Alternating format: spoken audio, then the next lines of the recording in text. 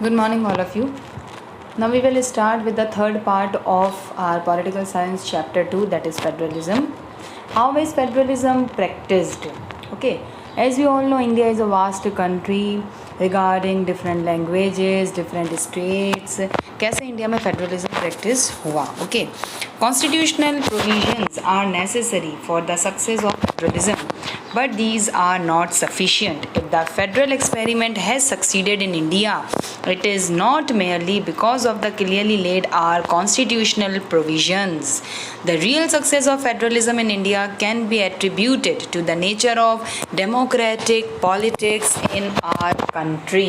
तो हमारी कंट्री में जो डेमोक्रेसी है खाली कॉन्स्टिट्यूशनल प्रोविजन से ही पॉसिबल नहीं होता है फेडरलिज्म को सक्सेस दिलाना, उसके लिए डेमोक्रेटिकल पॉलिटिक्स का भी बहुत बड़ा हाथ रहता है.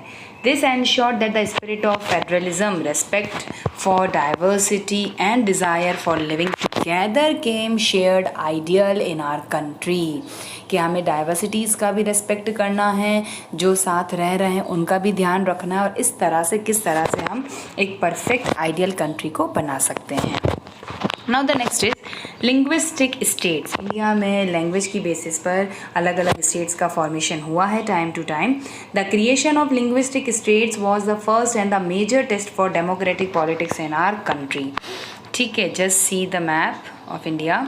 If we look at the political map of India when it began its journey as a democracy 1947 and that of 2017, you will be surprised by the extent of the changes. Definitely बहुत ज़्यादा change हुआ है, कई new states formed हुए हैं, पहले इतने सारे स्टेट्स नहीं थे, तो इस तरह से बहुत सारा चेंजेस हुआ है. Many old states have vanished and many new states have been created. Areas, boundaries and names of states have been changed time to time. जैसे आज चेन्नई है, पहले उसको मद्रास बोला जाता था, तो इस तरह से और बहुत सारे स्टेट्स फॉर्म्ड हुए हैं. जैसे एमपी से मध्य प्रदेश से छत्तीसगढ़ अलग हुआ था, बिहार से झारखंड अलग हुआ, तो इस तरह से बहुत अलग अलग स्टेट्स का भी डेवलपमेंट हुआ है. In 1947 the boundaries of several old states of India were changed in order to create new states. बहुत सारी हमने चेंजेस किए थे उस टाइम पर. This was done to ensure that people who spoke the same language lived in the same state, ताकि language को लेकर कभी भी कोई प्रॉब्लम ना आए, किसी तरह का कोई रिवॉल्ट ना हो, सारे जो सेम लैंग्वेज स्पीकर्स हैं उनको एक ही स्टेट में हम रख सकें. Some states were created not on the basis of language but to recognize differences based on culture, ethnicity और geography.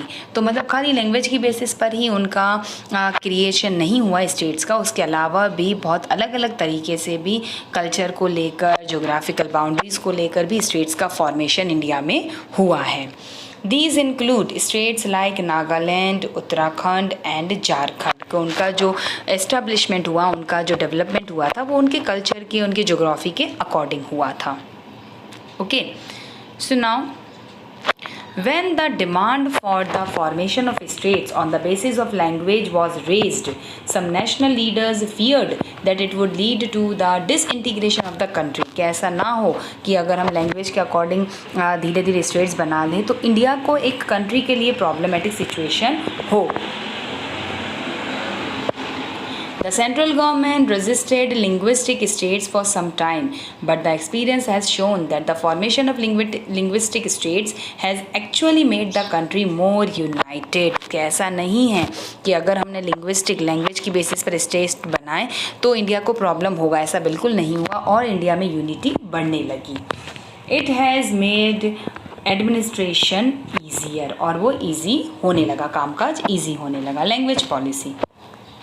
A second test for Indian Federation is the language policy. Our constitution did not give the status of national language to any one language. हमारे यहाँ पर बहुत सारी languages को constitution ने मतलब उनको प्रमोशन दिया है, रिकॉग्नाइज दिया है. Hindi was identified as the official language, but Hindi is the mother tongue of only about 40% of the Indians. तो फिर रेस्ट 60% का क्या होगा? उनका बहुत ज़रूरी नहीं है कि सबको हिंदी लैंग्वेज को ही वो ऑफिशियल लैंग्वेज में प्रेफर करें। Therefore, there were many safeguards to protect other languages besides Hindi. There are 21 other languages recognized as scheduled languages by the Constitution. तो total Constitution में 22 scheduled languages हैं. A candidate in an examination conducted for the central government position may opt to take the examination in any of these languages. और ये उनको freedom दिया जाता है कि वो कोई सा भी, अगर आप किसी एग्ज़ाम में अपीयर होते हैं तो वहाँ पर लैंग्वेज मीडियम पूछा जाता है, तो you can opt your language, no issues with that. States to have their own official language. Much of the government work take place in the official language of the concerned states. और जब जिन states का अपना particular official language होता है वहाँ पर mainly जो काम है वो उनकी ऑफिशियल लैंग्वेज में ही होता है. Unlike Sri Lanka, the leaders of our country adopted a very cautious attitude in spreading the use of Hindi.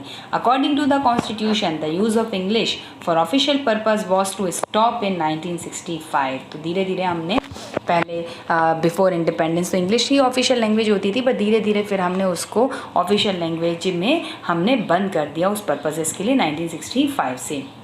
However, many non-speaking states, Hindi-speaking states demanded that the use of English continue. लेकिन फिर कई लोगों ने बोला कि अगर आप हिंदी को ऑफिशियल लैंग्वेज करेंगे तो जहाँ पर हिंदी को प्रेफरेंस नहीं मिलता है, लोगों को बोलने नहीं आता, उनके लिए प्रॉब्लम होगा. तो उन्होंने बोला नहीं, इंग्लिश को ही कंटिन्यू करना चाहिए. In Tamil Nadu this movement took a violent form. The central government responded by agreeing to continue the use of English along with Hindi for official purpose.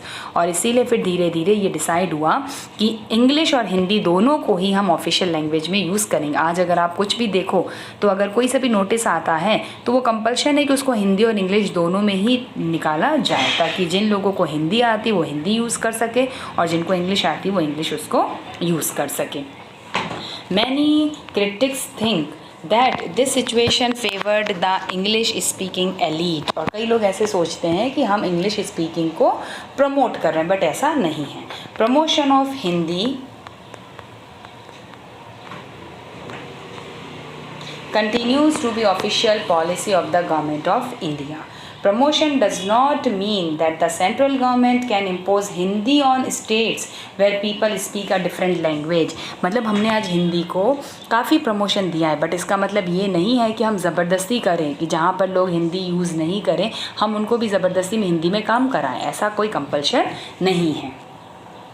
The flexibility shown by Indian political leaders helped our country avoid the kind of situation that Sri Lanka finds itself in. Sri Lanka में problem क्या आया था? Sinhalese थे, सबसे ज़्यादा उनकी majority थी, तो उनको ही उन्होंने हर चीज़ का लिए प्रमोट कर रखा था, बट इंडिया में ऐसा कोई इश्यूज़ नहीं है. Now the next is centre state relations.